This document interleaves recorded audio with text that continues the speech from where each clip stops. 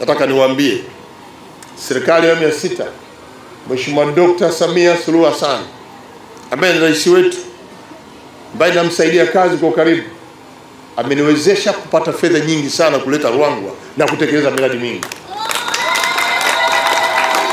Tunamwachaje kumpigia kura kama alama shukurani Dr. Samia Suluhu Hassan?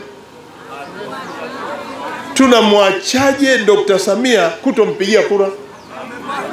Mimi nimefurahi sana leo kusikia kwamba Ruangwa hii ni ya Mama Samia. Mimi nimefurahi mno. Nyie mnasemaje? Sijasikia jambo moja. Nataka niwaulize Dr. Samia Dr. Samia Dr. Samia tuna sababu sisi wana Ruangwa ya kumpa mitano tena, na wala si moja, nyingi tu. Tunamwachaje katika hili? Tunamwachaje katika hili? Tunamwachaje kwenye hili? Msiniudhunishe. Ruangwa ipige kura zote za Dr. Samia Suluhu Hassan bila kupoteza hata hii.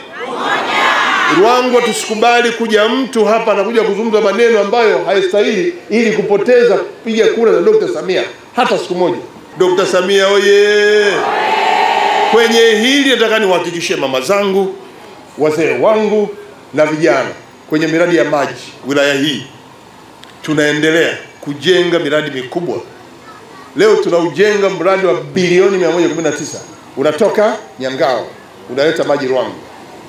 Tutakuwa na vijiji 34 ndani ya wilaya ya Ruangwa na vijiji 24 na Chingwea. Mradi ambao unajengwa tanki la milioni 30 kule Chimbira A linashusha maji kwa nguvu zote kuleta Ruangwa. Tutaangalia chanzo kina uwezo gani kule Nyangao. Kama uwezo ni mkubwa, taka tushushe maji kadiri maji yanavyokuja, tunashusha paka na Mgurugai, paka Chiundu, paka Chiewe, Miewe, paka